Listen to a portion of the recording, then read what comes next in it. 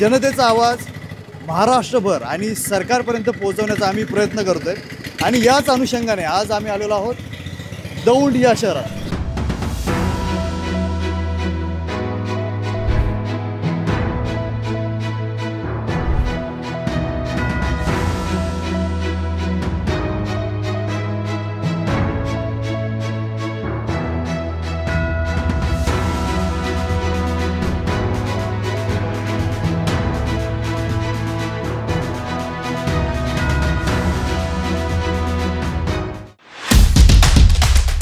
प्रचंड मोठं सहकार्य आम्हाला आमदारांच्या दृष्टिकोनातून या ठिकाणी लागलं। ज्या महिला भगिनी किंवा वयस्करग्रस्त आरामात फिरू शकतात, विना दिक्कत विना भीतीचे त्या ठिकाणी फिरू शकतात। आमदारांच्या प्रयत्नातून एक पुन्हा औद्योगिक क्षेत्रामध्ये फरक करण्याचा प्रयत्न चालू झाला आहे। बाजारपेठेवरून व्यवहार उद्योगसुद्धा वाढलेले दिसतील।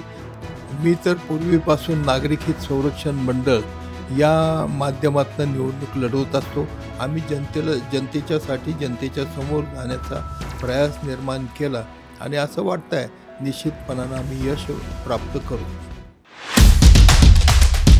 आपल्याला माहिती आहे की नगर परिषद निवडणुकांच्या रणधुमाळीला सुरुवात झाली आहे।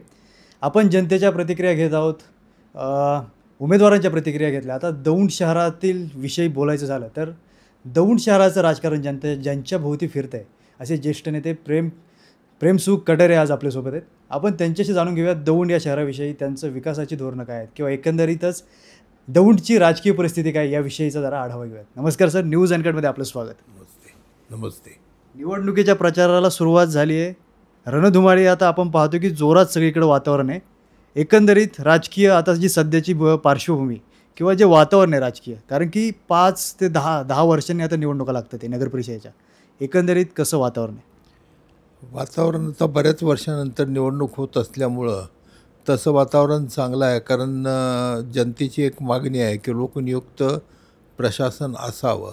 कारण शासकीय ह्याच्यातनं चालत असताना अनेक अडचणीला सामोरं जावं लागतं आणि लोकनियुक्त सभासद असले तर त्यांच्यामार्फत नगरपालिकेमध्ये जाऊन काम करता येतात। गेली बरीच वर्ष निवडणूक न झाल्यामुळं हा त्रास सगळ्यांना होत होता आणि डेव्हलपमेंटच्या बाबतीत जर पाहायला गेलं तर मग प्रस्ताव करणं, आवश्यक असणाऱ्या गोष्टी करणं याला थोडासा विलंब होत होता।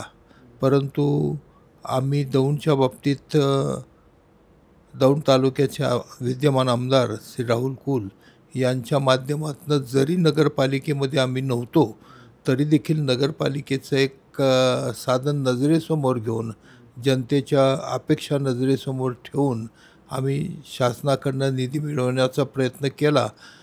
त्याला बरंचसं यश प्राप्त झालं आणि त्यामुळं जरी प्रशासन नागरिकांच्या दृष्टिकोनातून नव्हतं तरी देखील या शहराच्या ज्या काही सुधारणा आणि आवश्यक डेव्हलपमेंट्स पाहिजे होत्या त्यापैकी बऱ्याचशा गोष्टी आम्ही या ठिकाणी करू शकलो।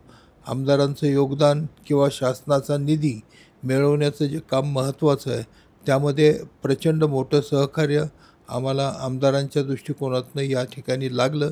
कधी नव्हे तर भूतन भविष्यती बरीचशी कामं आम्ही या ठिकाणी पार पाडू शकलो, किंबहुना अद्यापही कामं बरीचशी चालू आहेत।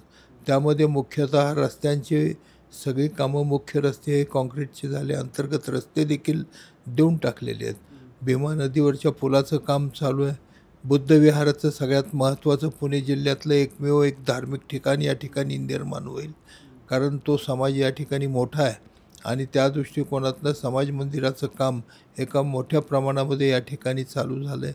तालुक्याला क्रीडा एक क्षेत्रामध्ये चांगले खेळाडू निर्माण होत आहेत, परंतु क्रीडा संकुलाची जागा नव्हती, त्यामुळं खेळ हा थोडासा दुरापास्त झाला होता।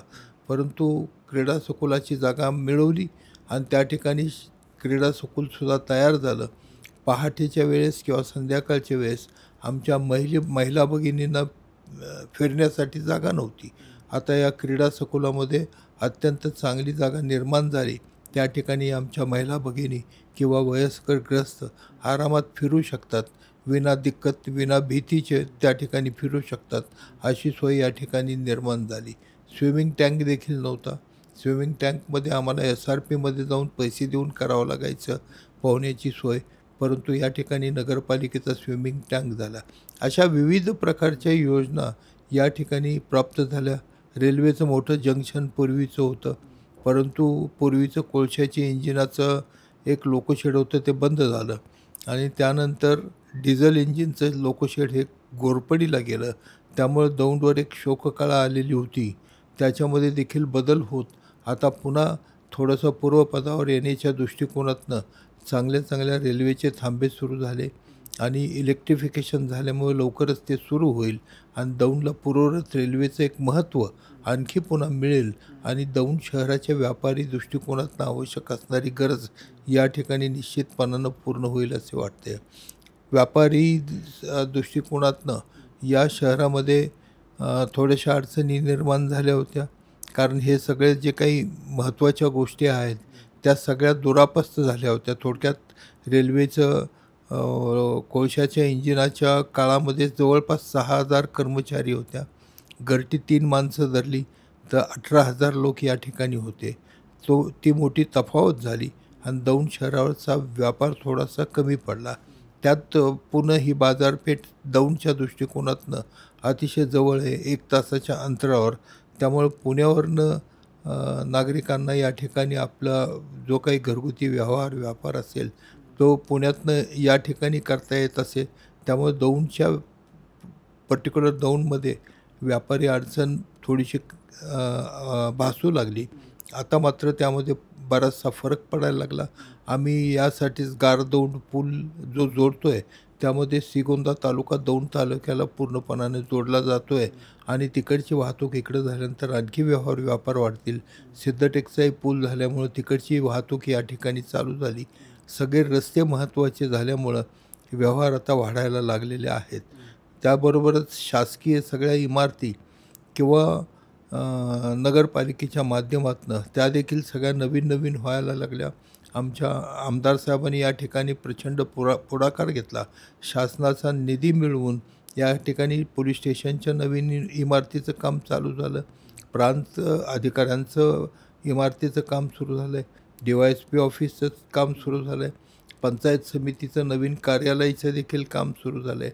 अशा विविध योजना या ठिकाणी चांगल्या पद्धतीमध्ये सुरू झाल्यामुळं दौंडमध्ये एक वेगळ्या पद्धतीचा कायापालट निर्माण होण्याची आशा किंबहुना प्रत्यक्षात काम या ठिकाणी सुरू झाल्यामुळं दौंडमध्ये बराचसा फरक पडेल अशी परिस्थिती निर्माण झालेली आहे. गेली 25 वर्षापासून तुम्ही राजकारणाच्या केंद्रस्थानी आहात, दौंडच्या समाजकारणात सक्रिय आहात. तुमच्या माध्यमातून अनेक कामं झाली त्याचं तुम्ही सांगितलंच आहे.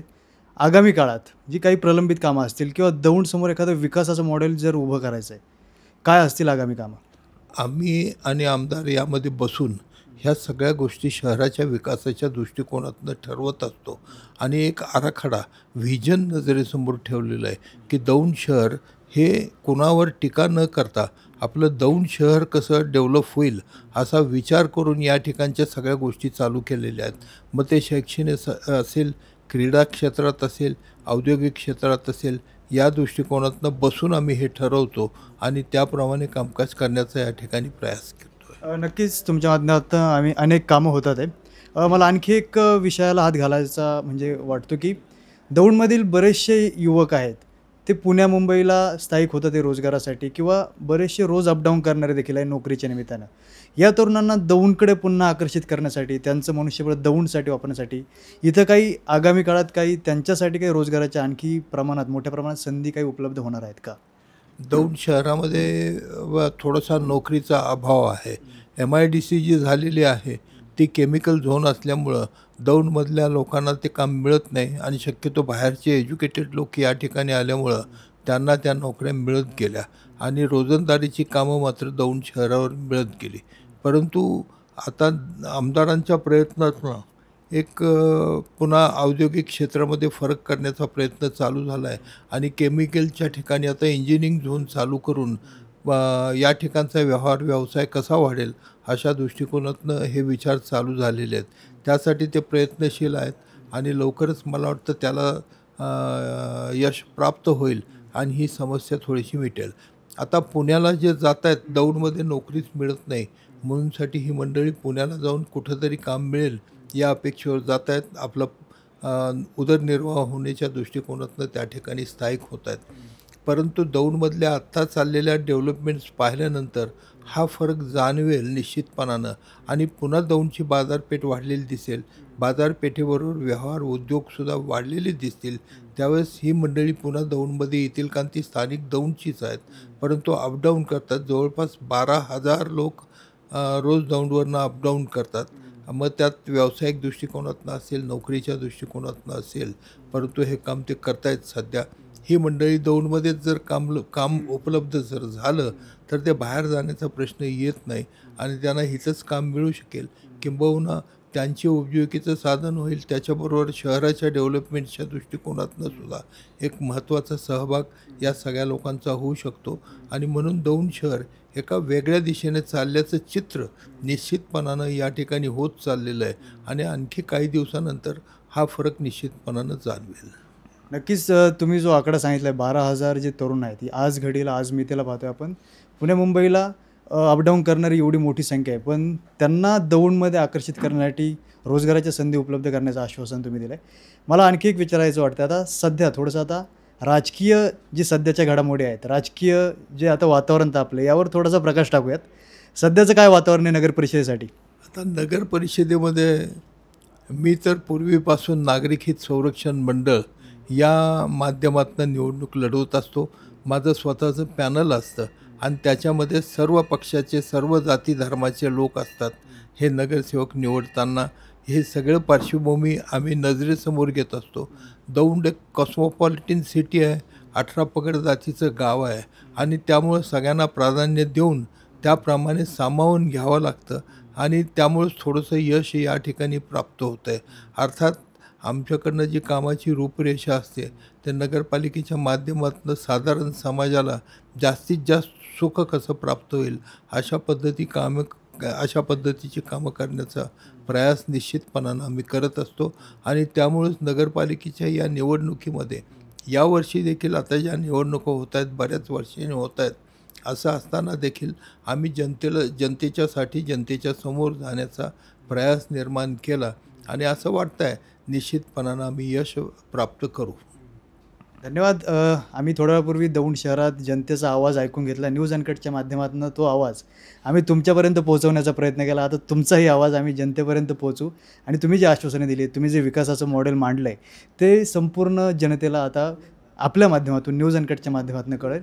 यासाठी आपण जी दिलखुलास अशी चर्चा केली त्याबद्दल मनपूर्वक असं धन्यवाद.